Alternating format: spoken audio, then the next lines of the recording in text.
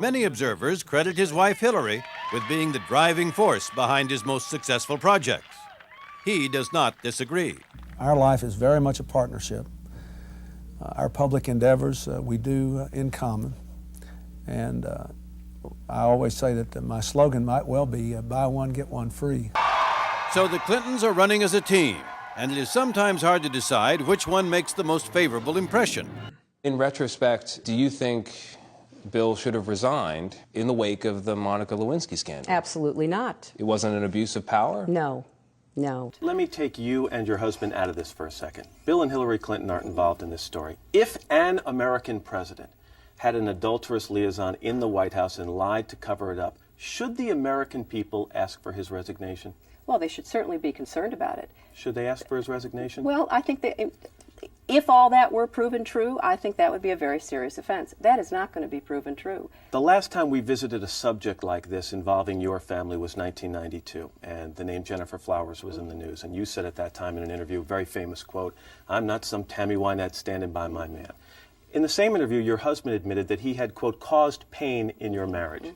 6 years later, you are still standing by this man, your husband, through some difficult charges.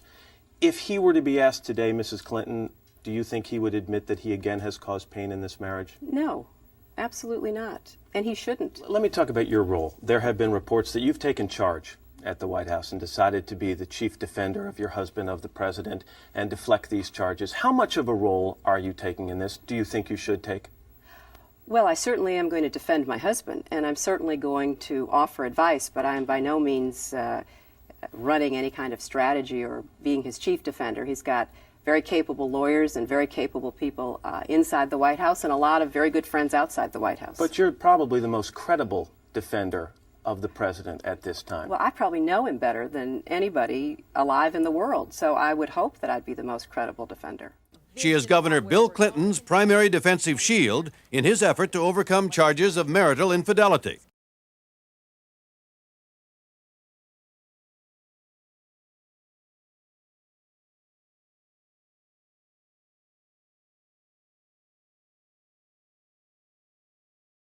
What role, if any, did you play in criticizing the character of the women who have accused Bill of sexual misconduct? None. No role? No role. Sam, if somebody's willing to pay you $130,000 or $170,000 to say something, and you get your 15 minutes of fame, and you get your picture on the front page of every newspaper, and you're some failed cabaret singer who doesn't even have much of a resume to fall back on, and what's there she's lied about. You know, that's the daughter of Willie Horton as far as I'm concerned. If an American president had an adulterous liaison in the White House and lied to cover it up, should the American people ask for his resignation? Well, they should certainly be concerned about it. Should they ask for his resignation? Well, I think that if all that were proven true, I think that would be a very serious offense. That is not going to be proven true. I think we're going to find some other things. And I think that when all of this is put into context and we really look at the people involved here, look at their motivations, look at their backgrounds, look at their past behavior, some folks are going to have a lot to answer for. I think we're going to find some other things. And I think that when all of this is put into context and we really look at the people involved here, look at their motivations, look at their backgrounds, look at their past behavior, some folks are going to have a lot to answer for. What role, if any, did you play in criticizing the character of the women who have accused Bill of sexual misconduct? None. No role? No role. Well, I'll tell you what. This was a woman who at least pretended that her life was ruined because somebody had alleged that she had a relationship at some point with Bill Clinton. Well, now, you're not from the South, and a lot of your friends in those days said, well, she's not going to go down to Arkansas. If he wants to put it all behind him and say no more, she is on the attack. Her target, aside from Jennifer Flowers and the Star newspaper, the Republicans, whom she accuses of masterminding Jennifer Flowers' story. But I do believe that this is a battle. I mean, look at the very people who are involved in this. They have popped up in other settings. This is the great story here for anybody willing to find it and write about it and explain it, is this vast right-wing conspiracy that has been conspiring against my husband since the day he announced for president.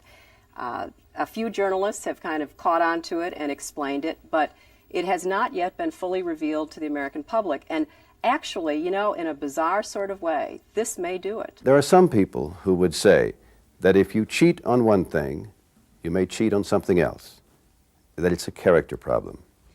Well, I think character is a lot bigger than that, and I think all that's really important is the relationship of honesty and openness and forgiveness between Bill Clinton and me. Although she says Flowers' bombshell came as a surprise to her. I mean, if you had told me that 6 months ago, I would have laughed. I would have said, no way. Did Evelyn Lieberman, the former deputy chief of staff, or any other White House staffers, Mrs. Clinton, ever come to you and say, we may have a problem with one of the interns at the White House, and mention Monica Lewinsky by name? No, that never happened. So these charges came as big a shock to you as anyone? And to my husband. I mean, you know, he woke me up Wednesday morning and said, you're not going to believe this, but, and I said, what is this? And so, yeah, it came as a very big surprise. When he said, but what? But I want to tell you what's in the newspapers. It was Bill Clinton himself who informed his wife last Thursday of the star expose involving Jennifer Flowers. I just told her. I called her on the phone and told her. Who is Jennifer Flowers? You know her. Oh, yes. How do you know her? How would you describe your relationship? Very limited, but until this, you know, friendly, but limited. I met her in the late 70s when I was Attorney General. And she was one of a number of young people who were working for the television stations around Little Rock. And, the people in politics and the people in the media knew each other then, just as they do now. She left our state, and for years I didn't really hear from her and know what she was doing. Then she came back, I don't know, sometime a few years ago, and went to work again in the state. So that's who she is. Yes, I was Bill Clinton's lover for 12 years. And for the past 2 years, I have lied to the press about our relationship to protect him. I mean, if you had told me that 6 months ago, I would have laughed. I would have said, no way. When this woman first got caught up in these charges, I felt, as I felt about all of these women, that, you know, they've just been minding their own business and they got hit by a meteor. I mean, it was no fault of their own. We reached out to them. I met with 2 of them to reassure them they were friends of ours. I felt terrible about what was happening to them. You know, Bill talked to this woman every time she called, distraught, saying her life was going to be ruined. And, you know, he'd get off the phone and tell me that she said sort of wacky things, which we thought were attributable to the fact that she was terrified. I'm assuming from your answer that you're categorically denying that you ever had an affair with Jennifer Flowers. I've said that before. It was Bill Clinton himself who informed his wife last Thursday of the star expose involving Jennifer Flowers. I just told her. I called her on the phone and told her. You feel like you've leveled with the American people? I have absolutely leveled with the American people. We're going to do the best we can to level with people, and then we're going to let them make up their mind. What role, if any, did you play in criticizing the character of the women who have accused Bill of sexual misconduct? None.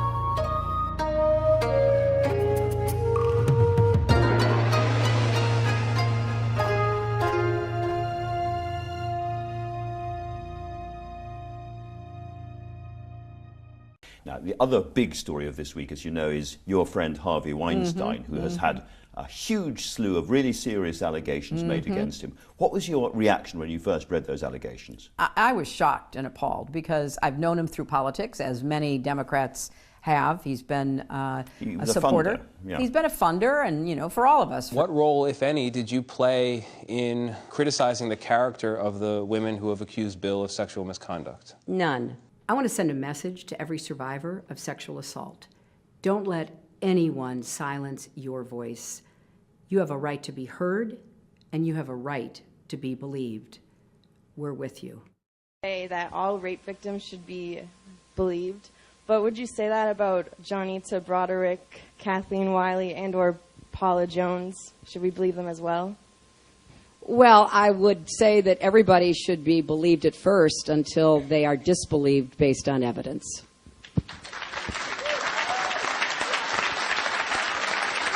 There has to be a recognition that we must stand against this kind of action that is so sexist and misogynistic. And I really commend the women who have been willing to step forward now and tell their stories. And the second time he tries to kiss me, he starts biting on my lip. Just a minute. He starts to bite on my top lip, and I try to pull away from him. And then he forces me down on the bed.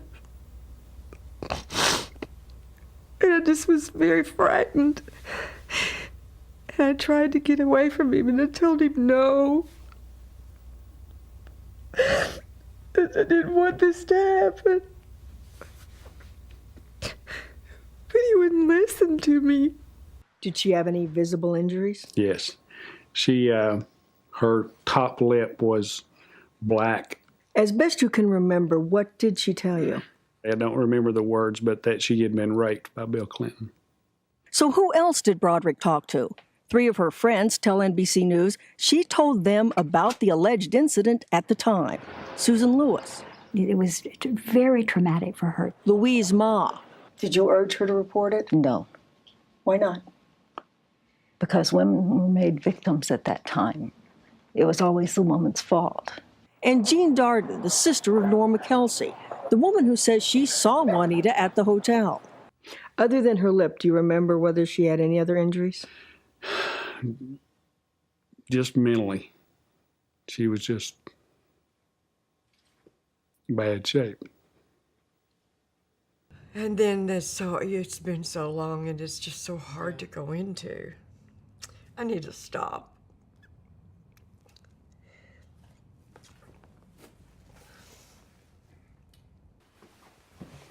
You know why? Why is it still so painful? Well, he tried to pull me over, and he put his hand up my leg. I mean, he jumped, it was just real quick, and he tried to kiss on my neck. And he told me how he liked the way my curves were, and he liked the way my hair went down to the middle of my back. And then, I said, don't do this, I rejected it. I was scared. I knew the state trooper was sitting outside, or I'm pretty sure he was sitting out there. And I was just very scared. He told me he knew my boss. This was the governor. Jones claims that Mr. Clinton then exposed himself to her and explicitly requested she perform a sex act. I was just shocked. I jumped up and I said, no, I'm not this kind of girl. I'm not that kind of girl. So, and I was thinking, oh my gosh, what is going on? And my head is just spinning. I'm thinking, is this really happening? This can't be happening. It was surreal to me. Did you feel trapped in there? Yeah, because I knew the state police was sitting outside. And he sat down really fast, and he dropped his pants, and he was fondling himself, and he asked me to kiss it. Now, that is disgusting. And I said, I am not that kind of girl. And I said, I need to be getting back to the front desk, and he said, well, if you have any trouble, to have your boss call me immediately. His face was very red. I remember it was beet red, and you could tell it. I don't know if he was embarrassed that I refused him or what, but he was just red as he could be. The last thing he said to me was, you're a smart girl, let's keep it between ourselves. And I left out the door. I'll just put it this way, that he presented himself to me in a very unprofessional manner, and I would call it sexual harassment. He touched my breast with his hand, and I was just startled. And then he said in my ear, he said, I've wanted to do this ever since I laid eyes on you. And I remember saying to him, aren't you afraid that somebody's going to walk in here? And he said, no, I'm not. And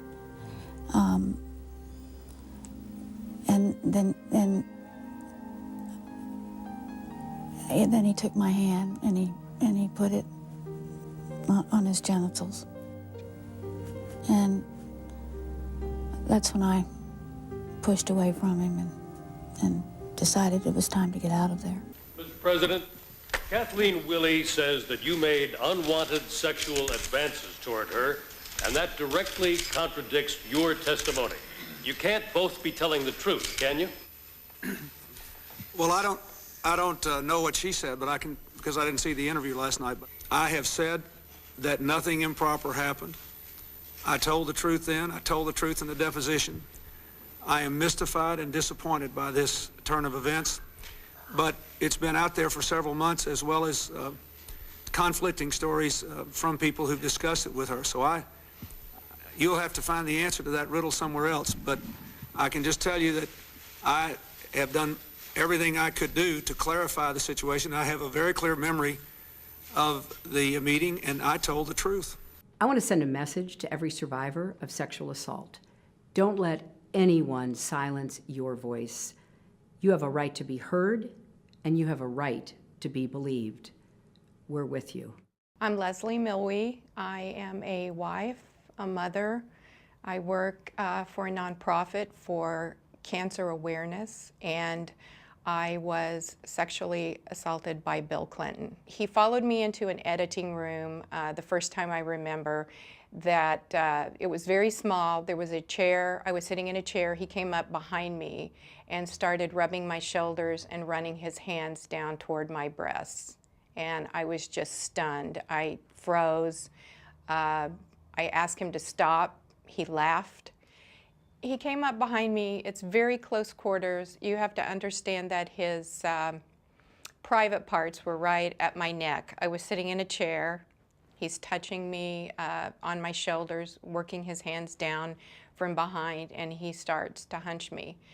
He did that the first time. The second time, which was probably a week or so later, I did approach him after he did it the first time, and I said, please don't ever do anything like that to me again. It's very offensive, it's upsetting, and I do not want you to do that. He laughed, and the second time, about a week later, he came in. He made a beeline immediately for me. I excused myself, went to the editing room, and he came in behind me, started hunching me to the point that he had an orgasm. He's trying to touch my breasts, and I'm just sitting there very stiffly, just waiting for him to leave me alone, and I'm asking him the whole time, please do not do this, do not touch me, do not hunch me, I do not want this. I could feel what he was doing from behind me. I do not know if he had taken, private parts out, or if he was doing it. I assumed he was doing it through the material, but I could be wrong. He actually did that on 2 occasions. He did it another time after that? He did it another time after that. A And total what of 3 times. Did he do on the third time? Basically the same thing he did on the second time. Came in, hunched me from behind, grabbing my shoulders, and, having an orgasm and then leaving. I was crying. I came out of the third time it happened. It was just so overwhelming. I waited a few minutes. I came out. I went into the ladies' room. I was crying and very upset. And we had a lady that had a local show there, and she actually came into the bathroom, an older lady, and she said, "Honey, what is wrong?" And I said, "I just had a really bad experience, and I don't really want to talk about it, but I'm very upset, and you know, if you'll just leave me alone for a few minutes, I'll be fine." But I was very visibly upset. I was ashamed, I was scared, I was mortified. You know, even though I had the position I had, I was a very naive young woman, and I just couldn't bring myself to, you know, you blame yourself even on some level. I'm like, did I do something to make him think this? Why is he singling me out? Why is he doing this to me? You know, have I done something? And of course the answer to that is no. Let's start with the questions, and I'll try to get as many in. Well, I'm going to call on people. Wait a minute. I'm not going to take your question because other people have been Yes, go right there. And we'll bring you a microphone. Here you come. Okay, let me see. They're right back there. This man right there. Here we go, right there. You are very rude, and I'm not going to ever call on you. Thank you. How in the world she can say that Juanita Broderick and Kathleen Willey are lying when she has no idea who Juanita Broderick is, because she told me this summer that she doesn't know who she is and she doesn't want to know who she is. And how can she assess that they're lying, which is what she told someone last month? She says that rape victims should be believed. I agree with her, that's true. They should be believed and you should assess what they're saying. She doesn't even want to assess it. I want to send a message to every survivor of sexual assault. Don't let anyone silence your voice. You have a right to be heard, and you have a right to be believed. We're with you. And this depends upon women coming forward and having the courage to come forward. Right. And yet in your book, the three women brought onto stage by Trump attacking your husband, and you kind of dismissed them. Was that the right thing to do? Are you sure about that? Well, yes, because that had all been litigated. I mean, that was the subject of a huge, investigation, as you might recall, in the late 90s, and there were conclusions drawn, and that was clearly in the past. Do you three believe that Hillary is an enabler? Is that the right terminology to use for her? Absolutely. Oh my goodness. Yes. There's not a better word for any of this, especially when she threatened me personally. She's complicit in everything he's done. She's defended him, she's accepted it, and she's covered it up for him. This is no longer about infidelities, indiscretions, girlfriends, sex, interns, none of those. This is about a serial rapist, a predator, and his wife who has enabled his behavior all of these years. She's taken personal betrayals and turned them into political opportunities, and it's just that simple. We three are victims. He exposed himself to me. Bill sexually assaulted Kathleen Willey and Paula Jones, but that's Bill's issue. Hillary has nothing to do with that. This is only about Bill. That's what they're saying. She's turned a blind eye for decades against what he has done. Yes. And she's been the main one to help cover this up and go after us. After us women, that's right. If I almost came out during the Monica Lewinsky and Kathleen Willey situation, I watched that unfold a little bit. I was very prepared to go forward then and talk about it. And I watched the way the Clintons and Hillary slandered those women, harassed them, did unthinkable things to them. And I just did not want to be part of that. I had very small children at the time. I had a job in pharmaceuticals. It was a very conservative situation. I didn't want to do anything to bring harm to my career and my family. It was very scary watching all of that. I think most Americans would agree that it's very admirable that you have stayed together, that you've worked your problems out, that you seem to have reached some sort of an understanding and an arrangement. Wait a minute. Wait a minute. You're looking at two people who love each other. This is not an arrangement or an understanding. This is a marriage. That's a very different thing. Senator, you said you believe the president. I'm just interested in the mental mechanics of what goes into believing the president right now. You're believing that, to begin with, Monica Lewinsky taped 20 hours of what? Fantasies? Fictions? Exaggerations? You know, George, I'm in the position that you are in. I see people I largely do not know, and I listen to their commentary. I don't know Mr. Ginsburg. Mr. Ginsburg has theorized that Monica Lewinsky, as a young woman, may have fantasized, may have talked, but that she stands by her deposition. I got you. I take him at his word, Okay. Mr. Ginsburg. He seems like an honorable man. Do you also believe that Paula Jones was brought to the president's hotel room in Arkansas for decent, innocent reasons and is lying about what happened there? I believe that it is a question of Mr. Clinton's word against Paula Jones' word without any other evidence. All things on balance, I would believe the Do you president. believe Kathleen Willey is lying about what happened to her in her encounter with the president? In the best interpretation from the prosecutor's point of view, I think that is very contradictory about what happened. And the only person who saw it is Linda Tripp, who at this point seems to have almost no credibility. Do you believe that Jennifer Flowers is lying, and have you listened to or read the transcript of the Flowers-Clinton tapes? I've not listened to those tapes. Do you think she's lying? I don't know Jennifer Flowers. I have not listened to the tapes, nor do I think that is terribly relevant to what happened in this case with Monica Lewinsky. But isn't the relevance that you have to believe a lot of things in order to help you believe the president in this latest episode is telling the truth? When Juanita Broderick made the claim, which I found to be quite credible, that she was raped by Bill Clinton, did it change your opinion about him being one of the best presidents in history? And do you believe Juanita Broderick's claim? And what did you tell your son about this? Well, I didn't know what to make of her claim because I don't know how to evaluate that story. I really don't. Did you see the interview? No, I didn't see the interview, no. I'm very surprised that you didn't watch the interview. Well, what show was it on? ABC, I believe. Yeah, I didn't see it. There have been so many personal allegations and such a nonstop series of attacks. I guess I'm like a lot of people in that I think that enough is enough. I do not know how to evaluate each one of these individual stories. I just don't know. So you didn't believe Juanita Broderick's claim?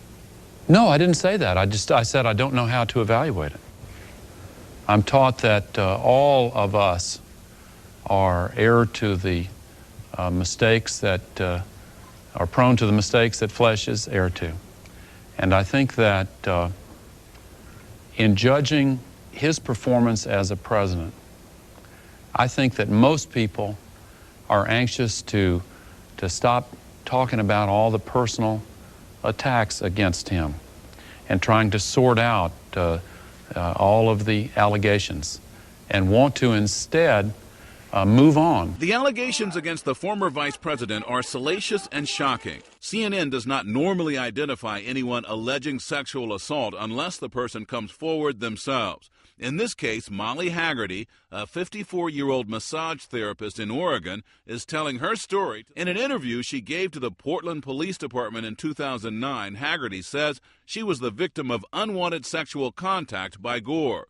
She said it happened 3 years earlier, on the night of October 24, 2006, here at the Hotel Lucia. I knocked on the door. Al Gore opened the door and I introduced myself saying, "Hello, I'm your massage therapist. How shall I call you?" He answered, "Call me Al," with a big smile as he stretched out his arms to wrap me into an embrace. Gore has reportedly acknowledged he received a massage, but Haggerty told police the former vice president demanded sexual acts. He immediately flipped me flat on my back and threw his whole body face down over atop me, pinning me down and outweighing me by quite a bit. "Get off me, you big lummox." According to the police, she said Gore grabbed my right hand and shoved it down under the sheet to his pubic area. She called his behavior angry and intimidating. She said she then tried to leave, but alleges Gore wrapped me in an inescapable embrace and caressed my back and buttocks and breasts. She also said Gore forced an open-mouth kiss on me. Haggerty said she was afraid she was going to be raped. She said she eventually left the room, but not before Gore allegedly told her, quote, "You know you want to do it." Now News Channel 8 has confirmed Vice President Al Gore was indeed in Portland on October 24th, 2006, campaigning for Governor Ted Kulingoski. Here is video we took of him during that trip. You see him next to the governor. According to police reports, detectives did contact the FBI, the Secret Service, and Oregon State Police to have a larger law enforcement agency investigate this claim, but all agencies declined. We called and emailed Al Gore's representatives all throughout the day today to get his side of the story. We have not gotten anything back. We are still pouring through these pages, and we will have much more on this developing story. You know, I'm not sitting here as some little woman standing by my man like Tammy Wynette. I'm sitting here because I love him, and I respect him, and I honor what he's been through and what we've been through together. And you know, if that's not enough for people, then heck, don't vote for him. I'm sure I'm not the only woman that went through this kind of thing with Bill Clinton. So I hope it encourages other women, and I hope the millennials and the younger people that were not around and don't remember what happened and what Bill Clinton did and has done, his legacy of sexual deviance in his behavior. It's never really been, yes, he's been impeached, yes, he's been disbarred, but still the man, you know, doesn't admit or, you know, acknowledge many of his victims. This will test the character of the press. It is not only my character that has been tested. We know what the White House tactics are. I mean, they've been almost open about it. Attack the press, and perhaps for good reasons. Attack the independent counsel, perhaps for some good reasons. And stonewall on the central issue, which is the President of the United States. Stan, there's a different... And if he has nothing to hide, why is he hiding? I agree with that. And there's a different long-term strategy, which I think could be far more explosive. White House allies are already starting to whisper about what I'll call the Ellen Romech strategy. Oh, I remember her. You remember her? Oh, yeah. She was a girlfriend. She was a girlfriend of John F. Kennedy, who also happened to be an East German spy. And Robert Kennedy was charged with getting her out of the country and also getting John Edgar Hoover to go to the Congress and say, don't you investigate this, because if you do, we're going to open up everybody's closets. And I think that in the long run, they have a deterrent strategy on getting a lot of negative stuff. Monica Lewinsky is an East German spy.